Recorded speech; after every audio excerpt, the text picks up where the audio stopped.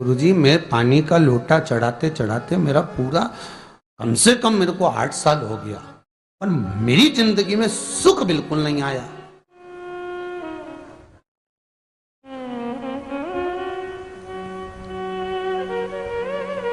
हमने कहा तूने कैसे चढ़ाया, वो भी तो सुने। तो क्या कैसे, क्या स्नान करा और मंदिर जाके लोटा चढ़ाया पानी का। अच्छा, अब मैंने कहा तू चुप रहे। उसके पति, यहीं की इसी ऑफिस की बात है, भवानी मंडी से, उसके पति से पूछा, हाँ जी वर्मा जी सही बताओ, पत्नी लोटा कैसे चढ़ाई। गुरुजी, ना जाने कहाँ के महाराज के चक्कर में पड़ी, लोटा भर के पानी चढ़ाने जाए, नहाने के बाद बच्चा इतना सा रो रहा, चिल्ला रहा, पर उसको टच तक नहीं करे, किसी चीज के नहीं छुए, और बिल्कुल कोरी की कोरी साड़ी पहने, धुली हुई, पहले ही बाथरूम में टांग के धर दे, उसको कोई छू नहीं सकता, टाविल टच नहीं कर सकता, और ऐसी जाके शंकर जी के फिर लोटा चढ़ाए। मंदिर में अगर किसी ने छू लिया तो वापिस आ जाए, नहाए धोए फिर जाए। मैंने कहा बस अब तो तू ऐसी जिंदगी भर चढ़ाती रहे तो भोलेनाथ आएगा ही नहीं।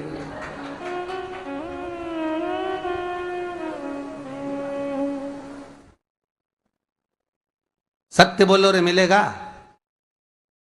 कई लोगों ने पूछा शंकर को रिझाने के लिए कौन से कलर के कपड़े पहने कि शिव राजी हो जाए। शंकर को पाने के लिए कपड़ा बदलने की जरूरत नहीं होती, शंकर को पाने के लिए कलेजा बदलने की जरूरत होती है, शंकर मिल जाता है। कपड़े से शिव कभी नहीं मिला साहब। आप कौन से कलर के कपड़े पहन रहे हो, ये शिव प्राप्त नहीं करोगे हो। सफेद पहन लिए, लाल पहन लिए, केसर के पहन लिया, उससे शंकर नहीं मिल रहा हो। बहुत सारी रुद्राक्ष की माला धारण कर ली, हाथ में भी खूब सारा रुद्राक्ष पहन लिया, यहां पर भी पहन लिया, कान में भी रुद्राक्ष धारण कर लिया, जटा पे भी रुद्राक्ष लगा लिया, उससे शिव नहीं मिलने वाला हो।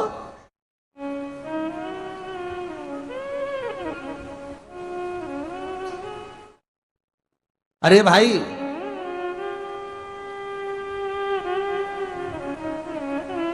किसके पास में जा रहे हो आप जल चढ़ाने के लिए?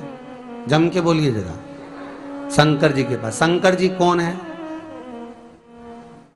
तुम्हारे कौन से मतलब नहीं है। भगवान को तो केवल इतना मतलब है कि आप मन कैसा लेकर आए हो। ये तन साफ करने से, स्नान करने से, खूब रगड़ रगड़ के नहाने से, लक्स पेयर से, खूब घिस घिस के नालों ने, क्रीम ने, पाउडर, डेंटिंग पेंटिंग करके फिर भगवान के पास जाओ और बढ़िया 2-4 घंटे तक फैशन करके भगवान को रिझाओ, भगवान रिझेगा?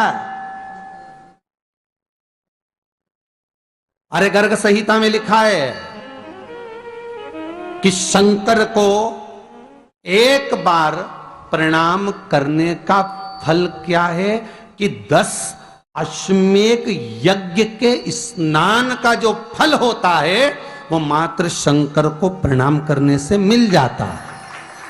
कितना? 10 अश्वमेध यज्ञ के स्नान का जो फल है शंकर को मात्र प्रणाम करने से मिल जाता है। पर गर्ग संहिता कहती है कि 10 अश्वमेध यज्ञ के स्नान के बाद भी मनुष्य का जन्म वापिस मिल सकता है। मतलब वापिस तुम्हारा जन्म हो सकता है, किसी भी रूप में हो, जन्म हो सकता है।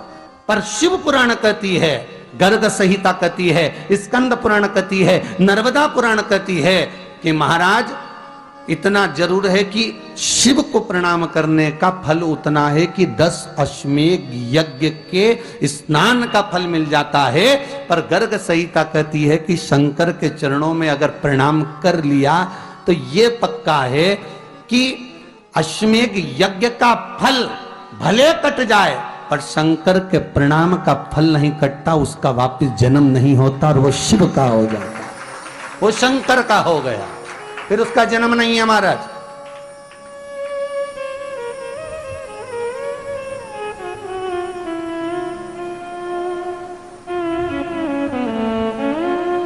पति से कहा हाथ धो, स्नान कर लो जल्दी से, फिर अपन को चलना है मंदिर। पति बोला नहा लिया एक बार तो दूसरी बार फिर से नहा लो।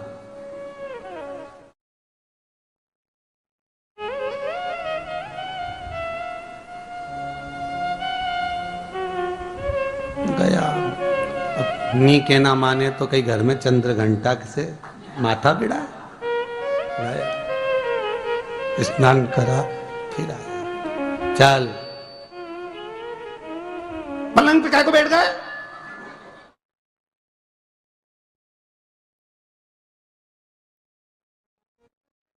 पलंगी तो है।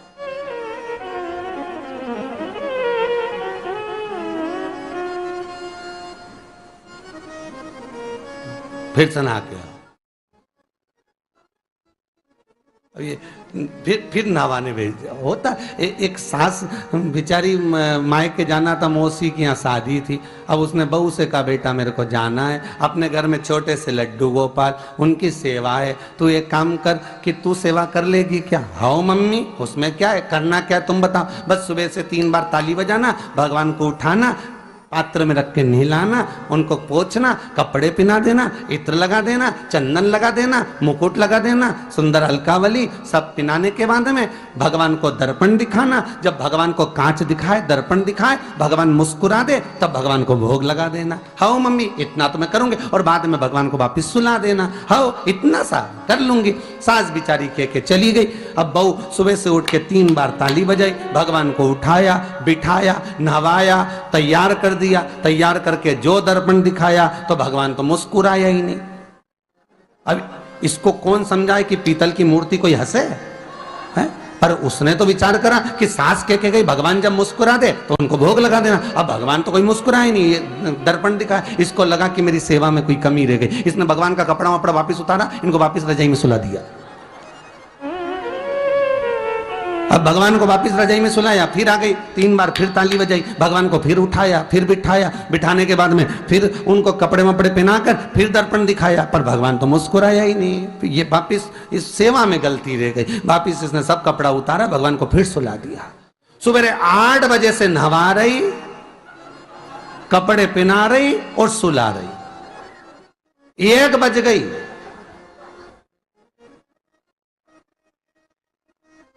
कुछ गलती रह गई होगी अपने सास के गई।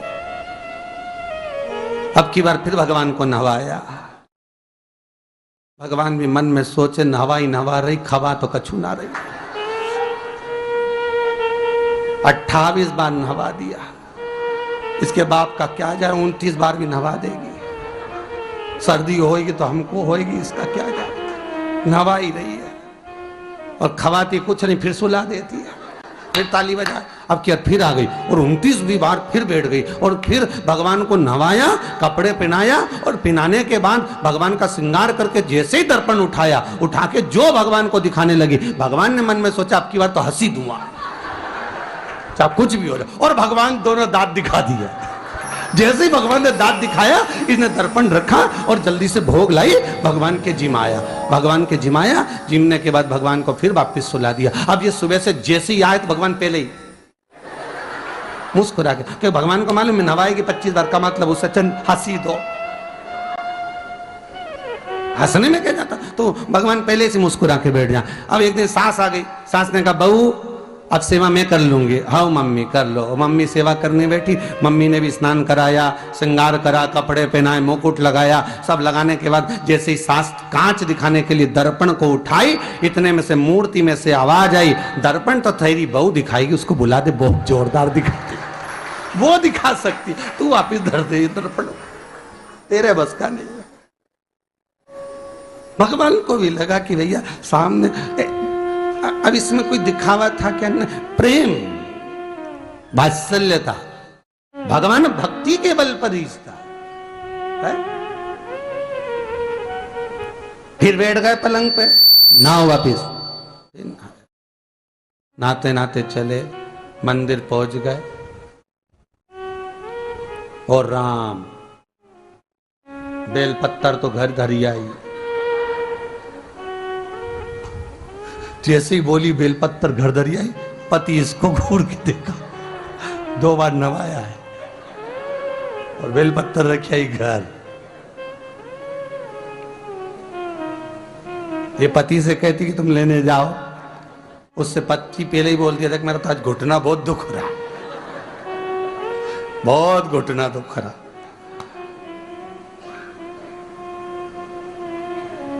ठीक है, तुम बैठो, मैं आई अभी घर से। अब घर जाते जाते मालूम पड़े फिर कहीं का कोई छुआ गया तो नहाने बैठ गई। फिर आई, इसकी जो पूजन की थाली रखी थी, कोई भगत आया बेचारा, उसने सोचा मंदिर की थाली है, सब चढ़ा चुड़ू के चले गया सब। पति से बोली तुमने अकेले ही पूजन कर ली, मैं तो करा ही नहीं। ये नंदी जहां बैठा उसके पास में बैठा, मैंने हाथ नहीं लगाया। तो ये सामान कौन चढ़ाया? इनकी आई थी, सब चढ़ाया। तो क्या शर्म नहीं आई? बेलपत्तर तो था ही नहीं। तो क्या सियोर वाला महाराज की कथा सुनी थी, शंकर जी पे से उठा लिया, धो के चढ़ा के वो गई, वो चली गई। शिव ये नहीं कह रहा कि तुम वस्तुएं बटोर कर लाओ। शंकर कहता तुम्हारे पास में मिल जाए तो समर्पित कर दो, नहीं मिले धोया, वापिस शिव को चढ़ा दिया, वापिस शंकर को समर्पित कर दिया। शिव स्वीकार करेंगे। 1 महीने तक भी एक बेलपत्र को धोकर शंकर को रोज चढ़ाते रहो तो भी शंकर स्वीकार करेंगे। उसमें भगवान ये नहीं सोचेंगे कि निर्माल्य है, स्वीकार करेंगे।